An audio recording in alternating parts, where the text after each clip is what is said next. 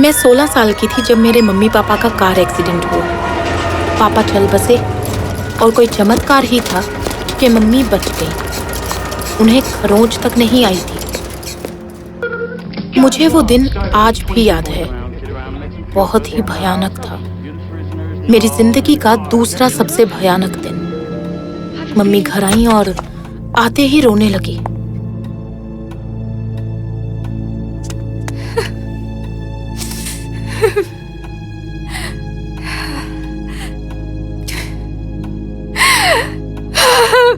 उन्होंने मुझे ये खबर सुनाई और मुझे लगा कि जैसे मेरे सर पर आसमान फट गया हो। मेरे पापा अल्कोहलिक थे और अक्सर हमसे झगड़ा करते थे। कभी कभी तो वो मम्मी पर हाथ भी उठा देते थे। पता नहीं मैं मन ही मन खुश थी या दर्द से टूटी हुई। बस इतना पता था कि मम्मी को मेरी जरूरत है।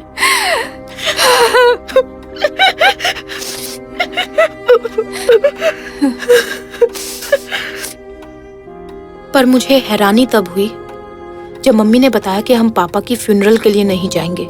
मेरा दिमाग काम नहीं कर रहा था। मैं कुछ नहीं कर पा रही थी। पर क्यों? मैंने उनसे पूछा। वो इसके लायक नहीं है, मम्मी ने कहा। पर मम्मा, वो आपके पति थे और मेरे पापा। तुम जाना चाहो तो जा सकती हो नताशा, पर मुझे नहीं जाना। मुझे उस आदमी से नफरत थी। उसे उसके कर्मों की सजा मिल गई। मुझे मम्मी की आंखों में दर्द दिख रहा था। वो गुस्सा थी खुद पर और अपने पति पर जो मर चुके थे। मैं मम्मी से बहुत प्यार करती थी, पूरी दुनिया में सबसे ज्यादा। और मैं किसी भी हाल में उनके दर्द को बढ़ाना नहीं चाहती थी। ठीक है मम्मा, जैसा आपको ठीक लगे। Thank you Natasha.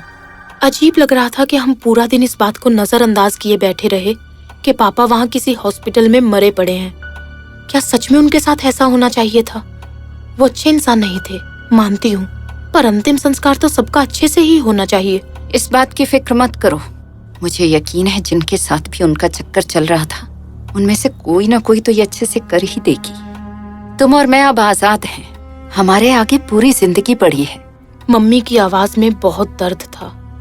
मैंने भी यही दिखाया कि मैं ठीक हूँ, मुझे फर्क नहीं पड़ रहा। उस रात जब हम डिनर करने बैठे, मैंने देखा मम्मी खाने को बस देखे जा रही थी। आंखों से आंसू बह रहे थे। जाहिर है कि कुछ खा नहीं पाए। एक निवाला भी अंदर नहीं गया। मैंने बर्तन धोए और मम्मी से पूछा कि कहीं वो ये तो नहीं चाहती कि मैं उनके साथ सोऊं। नहीं! मैं हक्की बक्की रह गई। मम्मी ने कभी मुझसे ऊंची आवाज में बात नहीं की थी। आई एम सॉरी बेटा, मैं बस कुछ देर अकेले रहना चाहती हूँ। कोई बात नहीं मम्मा। जब मैं सोने गई तो पता नहीं क्यों, पर बचपन में पापा के साथ बिताया हर वो पल मुझे याद आने लगा। वो कुछ उनसे जुड़ी अच्छी यादें हैं। कभी वो भी अच्छे इंसान हुआ करते थे, फैमिली गाय, लविंग हस्बैंड, केयरिंग पिता। पर उस दिन सब बदल गया जब उन्हें बिजनेस में भारी नुकसान हुआ। उन्होंने मम्मी को जिम्मेदार ठहराया हर बात के लिए। उन्हें पीने की लत लग गई और फिर एक के बाद एक बुरी आदत। मेरा दिल भरा हुआ था, पर फिर भी पता नहीं क्यों मैं रो नहीं पाई। मैं आंखें बंद करके लेटी रही, सोने की बहुत कोशिश की। फिर अचानक नीचे से एक आवाज सुनाई देने लगी। मम्मी की आवाज। वो जाग रही हैं। मैं नीचे देखने गई। जब मैं सीढ़ियों से नीचे उतर रही थी तो मैंने दरवाजे पर एक साया देखा। लगा जैसे उसे मैं अच्छे से जानती थी। वो साया आगे बढ़ा। मैं वहीं खड़ी देखती रही और तभी खिड़की से चांद की रोशनी उसके चेहरे पर पड़ी। मैं डर से कांप उठी। वो मेरे पापा थे। उन्होंने शर्मिंदगी भरी आंखों से मुझे देखा। उनका चेहरा खून से सना हुआ था और उनके कपड़े भी।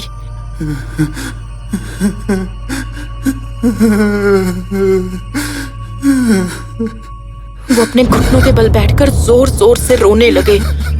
उन्होंने मेरी तरफ अपना हाथ बढ़ाया कि मैं उन्हें गले से लगा लूं।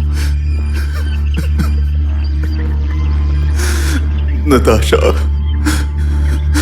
मेरी बच्ची, पापा को माफ कर दो बेटा। मेरा गला सूखने लगा और मैंने एक कदम पीछे हटाया और फिर दूसरा, फिर तीसरा। ये नहीं हो सकता, मैंने खुद से कहा, ये सच नहीं हो सकता।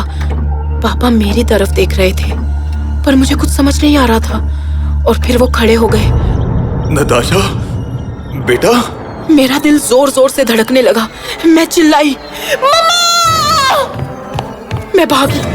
मम्मा, दरवाजा खोलो! मम्मा, मम्मा दरवाजा खोलो! मम्मा! मैंने पीछे मुड़कर देखा तो पापा ऊपर आ रहे थे। नताशा, मेरी बात सुनो बेटा। दूर हटिए! मम्मा, मम्मा प्लीज दरवाजा खोलो! मम्मा! पर मम्मी ने दरवाजा नहीं खोला। पापा का साया और करीब आ रहा था। तभी मेरी नजर बेसबॉल बैट पर पड़ी।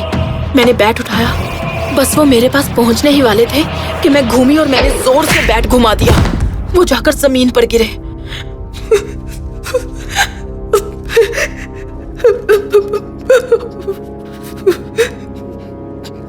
तभी दरवाजा खुलने की आवाज आई। मम्मी बाहर आई। नताशा, मम्मा! मम्मा!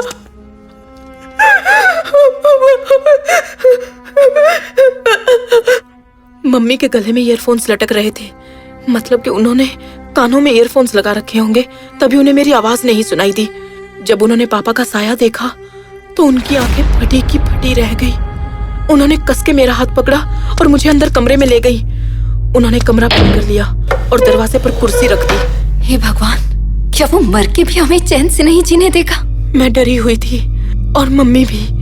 हमने पुलिस को फोन किया, दोस्तों को, रिश्तेदारों को, पर हैरानी की बात ये थी कि किसी से बात नहीं हो पाई। इस रूट की सभी लाइनें व्यस्त हैं। कृपया थोड़ी देर बाद कोशिश करें। अब हमारे पास कोई रास्ता नहीं था इंतजार करने के अलावा। मैं हूं ना नताशा, मम्मी है ना तुम्हारे पास, घबराओ नहीं। उस वक्त थोड़ी दिलासा मिली, लगा कि मैं सेफ हूँ। उस दिन लगा जैसे वक्त की रफ्तार धीमी हो गई थी। 1 घंटा बीता, आधी रात हो चुकी थी जब अचानक पापा के कराहने की आवाज आई। मम्मा! मम्मा! कुछ नहीं होगा बेटा, मैं हूं ना। पापा ने जोर से दरवाजा खटखटाया। नताशा, क्या हो गया तुम्हें बेटा? दरवाजा खोलो। पता नहीं मुझे क्या हुआ कि मैं जोर से चिल्ला उठी। नहीं! चले जाओ! आप मर चुके हो! हमें जीने दो! हमें आपकी जरूरत नहीं है! अचानक सब शांत हो गया, एकदम सन्नाटा। और वो फिर से बोले, हम कौन? तुम्हारे साथ अंदर कौन है? मम्मी! मम्मी और मैं अंदर है। हमें आपकी कोई जरूरत नहीं है। चले जाओ, चले जाओ! हमें चैन से जीने दो पापा! फिर से सब शांत। मुझे अपने दिल की धड़कन तक सुनाई दे रही थी और वो फिर से बोले। उनके वो शब्द मैं कभी नहीं भूल पाऊंगी। नताशा, बच्चे, तुम्हारी माँ तो मर चुकी है। हमारा एक्सीडेंट हुआ था और मैं अभी हॉस्पिटल से आ रहा हूँ। मैं कब से तुम्हारा फोन ट्राई कर रहा था पर तुम्हारा नंबर नहीं लगा। मुझे माफ कर दो बेटा।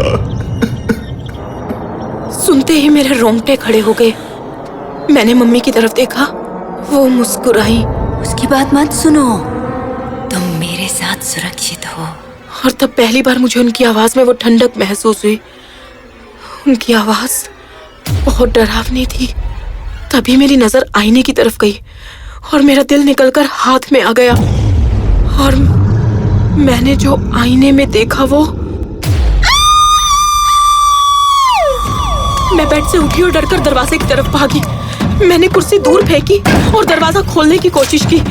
नताशा, बच्चे, मेरे पास आओ।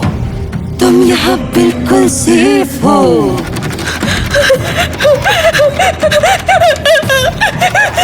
पर दरवाजा नहीं खुला। मम्मी! मम्मी! जिनके साथ मैंने पूरा दिन बिताया वो मर चुकी है। वो मेरे पास पहुंची थी कि दरवाजा खुल गया और मैं पापा के पीछे जाकर छुप गई। डैनियल, इसे तुम मेरे पास छोड़ दो। हे भगवान! पापा ने मेरा हाथ पकड़ा और नीचे की तरफ भागे। भागते भागते दरवाजे तक पहुंचे। हम वहां से भाग निकले। मैं जोर जोर से रो रही थी, अंदर से बुरी तरह टूट चुकी थी। मैंने कस के पापा का हाथ पकड़ा और हम खाली सड़क की तरफ भागे। कुछ नहीं होगा नताशा, पापा है ना? पता है, हम आधी रात में जब सड़क पर भटक रहे थे तो मेरी नजर एक कार के शीशे पर पड़ी। उसमें मैंने अपनी परछाई देखी और फिर जब मैंने पापा की परछाई देखी तो